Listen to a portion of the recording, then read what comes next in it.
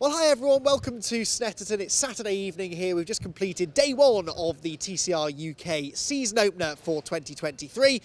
Qualifying completed this afternoon. What a fantastic session it was. Andy McEwan, Anthony Jordan, an empty-ish pit lane here to go roam, and we're going to have a chat with a few drivers. Before we do so though, Anthony, your thoughts? Quite a lot to get through today. A lot to get through. Busy qualifying session. Spoken to a lot of the drivers already, and a lot of them saying traffic was one of the big things, and also a red flag. I think maybe that could have put a spanner in the works, but so far I think we've had a real shake-up. Drivers who we didn't expect to see up the sharp end, and some who we didn't expect to see there are not there, and it's I think an eye-opener going into tomorrow. Yeah, absolutely. It's Bradley Kent provisionally on pole position. We haven't yet had the final grid out, but he and Josh Files at the moment would start at the front of the grid. Clearly a good track for the Hyundais, but a few of the others that aren't a million miles off. I think we've got an interesting pair of races on our hands tomorrow. We do, yeah, and I think, I was, again, speaking to a lot of drivers are saying, yeah, we had the pace, but like I say, they just couldn't get that clean lap in, and a lot of people saying that I was up like half a second on my quick lap, and then I caught traffic, and then I lost it, or I dropped a wheel, or anything like that. So there's a lot of people out there saying they could go a lot faster than what they showed today. Yeah. So I think, going into tomorrow, we could see a real shake-up, and that's going to be interesting, I think. It is. Interesting is the word of choice, I think, at TCR UK. Well, we're going to have a wander up and down the pit lane then, see who we can find, because this time of the evening, the barbecues haven't quite been lit yet. Drivers are sometimes milling around. And in fact, I've spotted one already. If we just reverse back up this way, we didn't have to go far to find a driver. Garage number one. For driver number one, sorry to interrupt what I'm sure is a very important chat, but Chris Smiley, our reigning champion, your thoughts after qualifying? Satisfied? Yeah, I think we were aiming to be in the top sort of half dozen, and yeah, to finish fifth with all the limited run we've done on the car, I don't really think we could have done much more. Basically we're testing in public. It's no lie that this is the first car in the world, and yeah, we've been working very, very hard. The guys from Italy have all been here to make sure it does things as it should, and yeah, we're still having a few little electrical gremlins with it, and yeah, we're still working. We haven't really scratched the surface with it yet. It's so hard to tell, as you say, you haven't scratched the surface yet, but do you feel like fundamentally you've got a good car here? Yeah, the car is, it has all the right traits that we think it's pretty good, but actions speak louder than words. So yeah, we need to make sure it does that in real life. But yeah, it's the first time it's ran on Goodyear tires. It's the first time it's been in the UK. It's the first time it's ever raced before. So yeah, I'm good at making excuses, but it is the truth. You've done this before, haven't you? Starting fifth, though, so you're going to be in the thick of the action, whether you like it or not, I guess, at the start. What is the game plan for that first race? Just get off the line and get round the first few corners and survive the start. 25 minutes is quite a long race. Anything can happen around here in 25 minutes. So, yeah, get off the line and go from there. But yeah, it should be fine. Sounds like a plan. Chris Smiley, everyone. Best of luck for tomorrow, Chris. We'll let you get back to your chat. But Anthony, Chris has got a real job on his hands, hasn't he, this weekend, I guess, because he is testing this car in public, as he said. It is the very first example of that car. All of the Yasma people are here just to see how it gets on. The pressure he must be feeling. He never shows it, does he? But it must be there. He doesn't show it. He's very, he's very well media trained, is Chris Smiley, isn't he? He knows how to give you an answer. But yeah, I can imagine there's a lot of pressure on his shoulders. I mean, we were looking at the chassis number of that one. What was it? 001. It is the first of it here. And yeah, you can imagine that's a lot of pressure on his shoulders. I think, though, Chris has got it in the bag. He knows what he needs to do. He's a quick peddler. He's got great racecraft as well, so he'll know how to get that car around this track tomorrow. And I feel we could see a good show from that one. So not overly too fussed that he won't know what he's doing. It's all action going on in these garages, isn't it? There is. I was looking for Callum Newsham, but I might be able to do one better, actually, before he sneaks off, because Dave, here, supporting Callum, your son, as ever. Pretty decent first day, that, wasn't it? It wasn't ideal, to be fair. Oh, really? No, he had a small off in free practice and broke an upright, broke the left rear upright, so we put a new one on. And I think the broken rear upright was bent, and we put the new one on, and it just knocked the tracking out massively on the rear. So he was fighting a crab-like car in qualifying, so I think he should have done a bit better. It didn't do too badly, though. I mean, the pace seems to be there, and I spoke to him a couple of times this weekend. He's really enjoying the car. Yeah, he loves this car. It seems to do everything better than the Cooper did, so Yeah, so but he's actually away down to Kent now to get some parts. Oh, is he really? Hence why he's not here. There we go. That's why we can't find him then. I thought Ryan Carr wasn't going. No, exactly. Those days are behind you, I think now. Do you miss getting behind the wheel and getting out there? We haven't seen you on a racetrack in far too long. I haven't raced anything since I jumped out of a touring car, so for a couple of years it kind of did hurt for a bit. But no, I'm so wrapped up in Callum and doing this for Callum. That's all I'm bothered about now. If somebody offered me a drive now, I'd turn him down. So Really? there you go. Really bold statement there from Mr. Newton. We'll leave you to it, Dave. Thanks for a quick chat. So that's interesting. Yeah. I didn't know that had happened to Callum. Some issues earlier on in the day. And actually, the pace that he showed, all things considered, wasn't bad. No, P8 in qualifying, Yeah. and despite that, despite the crabbing, yeah, he did a good job. One thing I will say, you're on the wrong side. Oh, yeah. Sort See, it out, this is man. it. Sort We've it got out. this Anton Deck complex going. Apparently, I now have to be on the right-hand side, which I'm all right with. I'm Yeah, all right yeah, with, you're all right until I with that forget. Yeah, exactly. Lots still happening. This chap here, Mr. Boardley, he had an interesting day today. I think, again, another driver got caught up in traffic. Qualifying actually didn't go too bad for him, I don't think.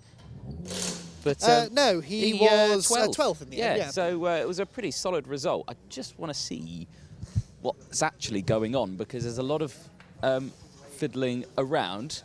Can we jump in for a quick chat? Who's technically minded and can talk us through what's actually going on here? Well, I drive, but I'm technically minded as well. So Yeah. I'm okay. Yeah, you're all right? Yeah. Yeah. How was it today?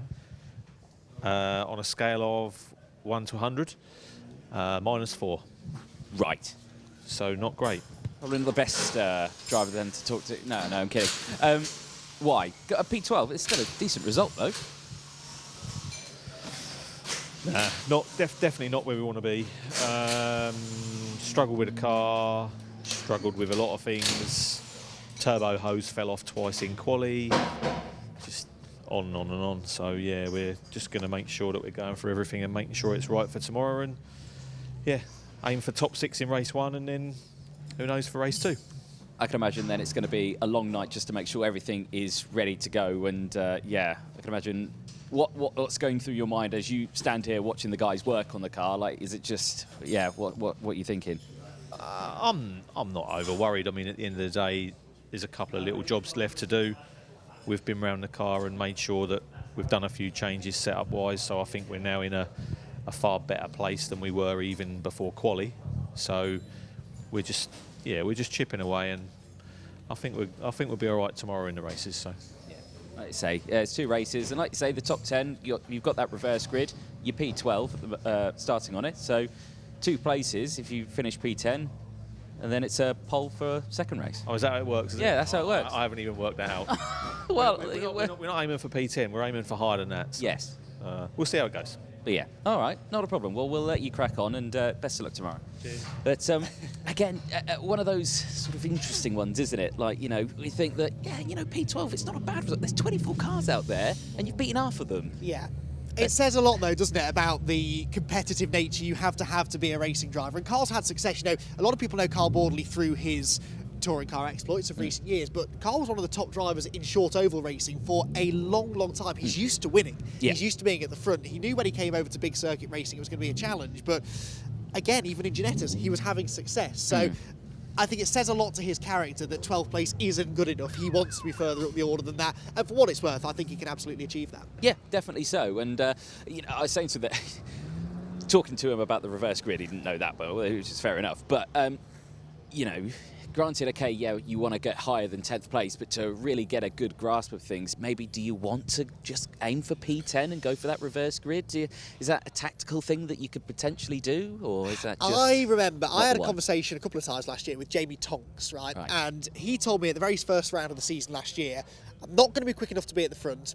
I'm just going to aim for 10th place in race 1, so I get a front row start for race 2. And of course, race 1 comes around, the red lights go off, the red mist descends, and he's overtaking people gone. left, right, centre. So Yeah. yes, you can plan for that, but if you've got the pace, ultimately, to get to the front of the field, I think you've kind of got to go for it. You can't... The field is too competitive. You're not guaranteed an opportunity to score well at every round. So if that opportunity presents itself, you really have got to go for it. Yeah. So, you know, I kind of feel the same with Chris Smiley as well. You know, he's saying, oh, we're here to test, we're not really worried about results. If a chance for a podium comes knocking, he's not going to say no. He will go for it, won't he? But again, it just falls down to that fine line in racing. It's you know, it's touring car racing. If there's a gap, you're going to go for it, aren't you? It is what it is. What are we looking at here? We've got Audis, many of them. Very nice. I've not just stopped here because I want to look at them, although I do, because I think they're a very good-looking car. But this one in particular, we didn't see anything of, actually, in qualifying, Jack Constable. No. Now, I believe it might be an issue with the sump. I think someone was telling me earlier on. Whatever it was, didn't get out in qualifying. He's going to be starting off the back of the grid, but everyone seems to think he's the fastest of the Audis, and the Audi is a fast car. So, in other words, Mr. Director, for tomorrow, keep an eye on that car, because that is going to come charging through the order, I think. Said it was a problem with the sump.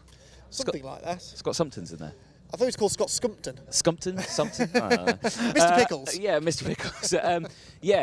Engine troubles, which is a shame, because, like you say, it's a brand new car, and you don't. And we were always saying, you know, coming into this one, brand new cars, hopefully they don't have little problems like that, and and then it goes and has an engine issue. So it's not suboptimal. Suboptimal, which is the trendy word at the moment, it seems. Yeah. But yeah, those Audis are going to go quickly, I think. I was quite surprised that we didn't have any of them right at the pointy end. I think this is a good track for those cars. They've got great traction. They come off the low-speed corners really well. And I do expect that car to go quickly. Joe Marshall-Burks wasn't doing badly either. I think he ended up 10th place, so he could be in prime position for race 2 as well. And actually, speaking of drivers who will target that second race, Jack Constable has to be one of those now. He's not realistically going to drive through from 23rd, 24th on the grid to finish in the top 5 in race 1. But back end of the top 10 could be doable, and that can transform your weekend then, because all of a sudden there's a chance of a race win, and he's won probably more reverse grid races than anyone else on this grid. He has a knack of being in the right place at the right time. Yeah, he always does, doesn't he? And like you say, he was one of the backhanded championship contenders last year. He didn't think so, did he? Didn't think so, but I mean, he was the 7th driver out of the 7 that could have won. But yeah, like you say, he is a quick driver, so he knows what he needs to do out in this one. And I think with that new car, granted, the engine working tomorrow, could be a driver to watch out for. I was speaking to some of the drivers actually about these Audis, and they're saying that the Gen 2's a little bit easier to drive than the Gen 1's, and easier to set up as well. Like, it could take 2 hours to set up the Gen 1 versus it could take half an hour to set up the Gen 2. So they're saying that, they're already done and ready to go, and we're still faffing around sorting it out. So they feel like there is a bit of an advantage on that. But performance-wise, they're on par. Yeah, so, which is the point of the BOP, of course. The idea is that you don't have to have the latest generation of car to be competitive, but if you want the shiny new one, then you know there might be certain benefits to it. It might not be any quicker, but it's easier to work on. It's perhaps a bit more reliable, generates its lap time in slightly different ways. And one of the things people are telling me about the Audis, I think it was Joe Marshall said to me before, it drives like a rear-wheel drive car, which is a bizarre thing to say about a front-wheel drive touring car. Yeah. It's just got so much traction. You boot the right foot down coming out of the corners, and it just grips. So I got a small taste of that at Donington Park a week or so ago. The traction it's got is just unbelievable. So I think those cars will go well, and I'm looking forward to see what Jack can do tomorrow. Very much. Stay tuned for that one. You can catch all the racing for that one live tomorrow. A little further down the order, Daryl Wilson is back in his the only Vauxhall on the grid, the Vauxhall Astra TCR.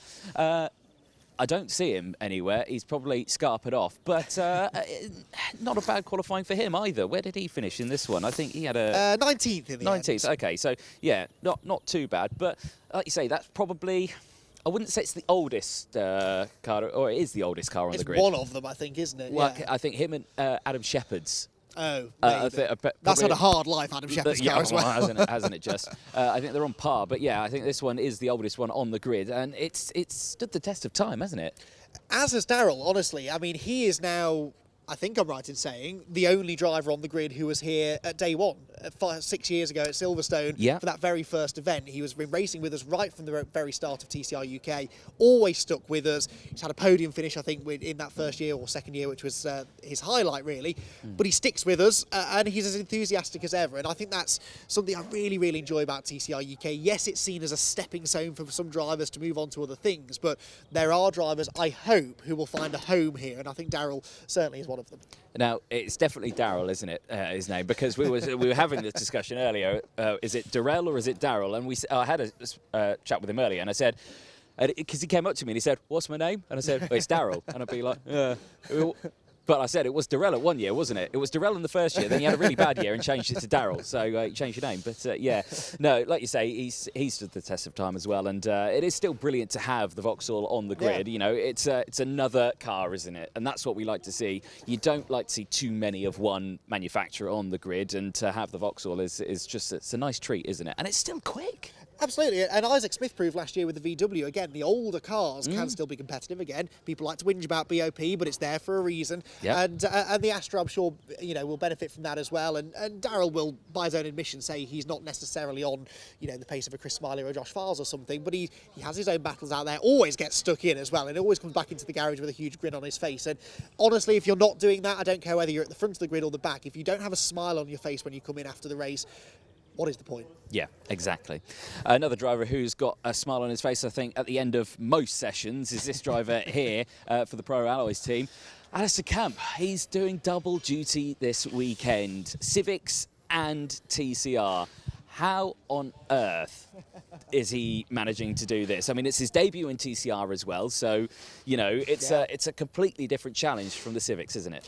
It is. He's probably in bed at the moment, which is why he's not in the garage, because he must be absolutely shattered. I mean, what a day he's had. He had a free practice session and a qualifying session for TCR, had a qualifying session at a race in Civic Cup, and he was right in the thick of the action in the Civic race as well. So he's not had an easy day, has Alistair.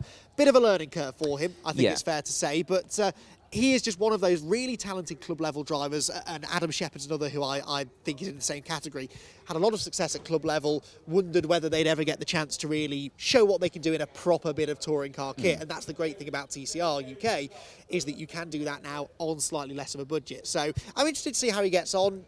Don't necessarily expect him to be in the top 5, although you never know in reverse grid. But he will learn a lot, that's for sure, and I don't think it's the last time we'll see him. No, exactly. Qualified P16 today, so that's not bad going, to be fair, for a debut in TCR UK. And like you say, do you reckon he's going to deploy maybe some of his Civic tactics in the touring cars?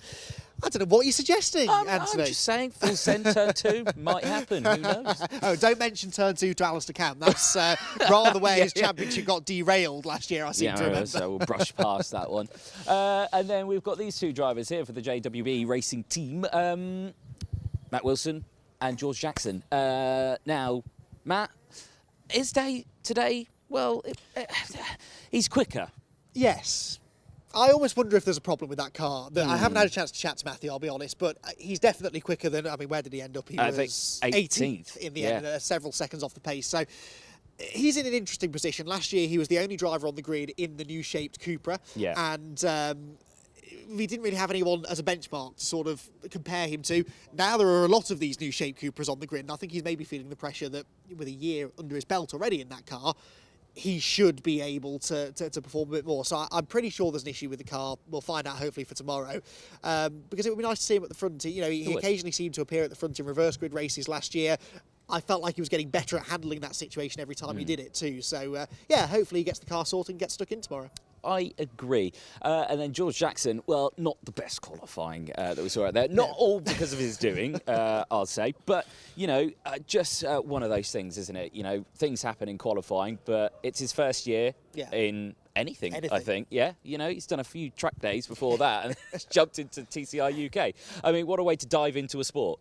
Absolutely, and such an enthusiastic guy as well. I spoke to him properly for the first time earlier on today, and didn't look quite as cheery the last time we saw him on the live stream, understandably so. The good news is the car wasn't too badly damaged, and he is another one who's really going to learn every time he goes out on track. That term suboptimal springs to mind again. Not a great start to his season, but things can only get better, I suppose, as some Australian singer once said, I seem to remember. Yeah, exactly. Never thought I'd get a Kylie reference in, did you? No, there we go. That's quite impressive. But yeah, no, again, yeah, like I say, I was speaking to him and he says, you know, he's a lot quicker than the drivers behind him. He's a lot slower than the drivers who were in front of him. He said this himself. And he just feels like he's going to drive around. And I said, that's not the worst thing that can happen, because the main thing you're going to get from that is track time. to get used to the car that you're driving. And yes, okay, you might not get the racecraft that you need to learn, but you get that track time in the car, you get used to what you need to drive and do. So I feel like there's still a benefit to where he'll position tomorrow, and it might not even go that way. He might be in the thick of it. We don't know. Absolutely, and as you say, it's all about learning. Look, one of many new drivers on the grid this year who really just want to get some laps under their belt, I think, and we've had a few red flags and a few delays through testing yesterday and practice and qualifying today. So the races, in a way, are the best place for those drivers to really learn what they're doing and learn how the car's going to behave over a race distance, how to manage the tyres, how to race each other. It's one thing to go out there and run quick laps, but a completely different challenge to go out there and actually race each other door to door. Yeah, exactly. Please, Mr. Cameraman, turn around and we found a driver. We found a driver. He's misbehaving. He's taking selfies and doing all sorts. Oliver Cotton. Oliver, well, your debut in TCR UK, youngest driver on the grid as well, just 16 years old. Yeah, just 16, so... Baby. Yeah, exactly. I'm pretty sure I'm the only one under 18 now, so little kids just kind of enjoying the sport and trying to beat some of the older guys. Yeah. We were having a good chat earlier about the good old days of karting and how you weren't very good at it, so you thought you'd dash into cars and do that, and you were all right in a car, aren't you? Yeah, I'm all right in the car. I think the weight limit is not such a thing in cars. I was like 26 kg of weight in most car classes, so moving into cars is a lot easier for me. Yeah. You're in the Gen 2 Audi. How are you finding that? It's very good. It's got really good traction and very good straight line speed. I think that would be very handy around this track, especially out of the slow hairpins and down the back straight.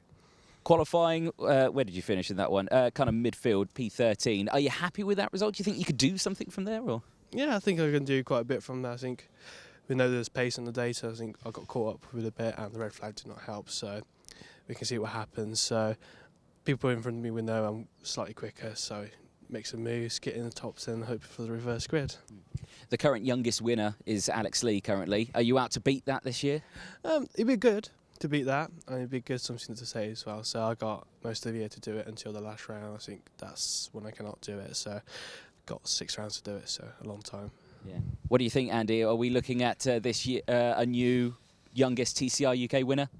He's got the makings of it, hasn't he? I think that was not a bad effort today, mate. And I know you set very high standards for yourself, don't you? We've chatted quite a bit. You want to be up there, don't you? How happy are you with how it went today? I'm all right with it. It's not the best. I think there's a lot more in me. I think it just comes with experience, and obviously 16 of age, not knowing traffic management, especially how to deal with cold tyres, how to warm them up very fast, and just getting a lap in when they need to. You do have a perfect excuse, though, if it all goes wrong tomorrow, because you've been given some coaching by a certain Scouser that we all know quite well. So if it all goes wrong, just throw him under the bus. Yeah, I can throw Paul under the bus, taking advantage out in my car. Yes. Valuable testing time that I took up so I could be scared, out on track. But, if anything goes wrong, honestly, just blame him. He's well used to it. It'll be fine. Yeah, I think it'll be fine. He's giving me some tips for tomorrow. Really? Yeah. Useful ones? I don't know. Might be. We'll see if we can use them. Paul does know what he's talking about. He hides it very well and takes this all in good spirit, I hope. Yes. Oliver, thank you very much. We'll catch you again tomorrow. But, we'll be joined tomorrow, won't we, actually? We should mention him. Yeah, we I guess should, he's barreling down the M6 as we speak. But less attractive, less handsome, less intelligent version of you, yeah? I said the same thing twice, but differently to show my intelligence. Exactly. If anything, that does show intelligence, because I could say the same thing with a different meaning in the different way. I don't know. But yes, I'm very much looking forward to tomorrow. Yeah. 2 races, action-packed stuff, reverse grid as well, and cash prize up for grabs as well. We saw the £1,000 going out today. More tomorrow. Yeah. It's going to be an exciting one, isn't it? It is. I can't wait. I'm genuinely still as excited as I was this morning. I'm still none the wiser as to who the pace setters are going to be, really. Buzzing. It's going to be fantastic fun and, 2 good races coming up, I think. Yeah. Exactly that. Stay tuned for all of that over this weekend. You'll have myself, Andy McEwan, and Paul O'Neill for your commentary services. And, well, if you're not here, watch it online. If you're not watching it online or here, what are you doing with yourself? Get on it.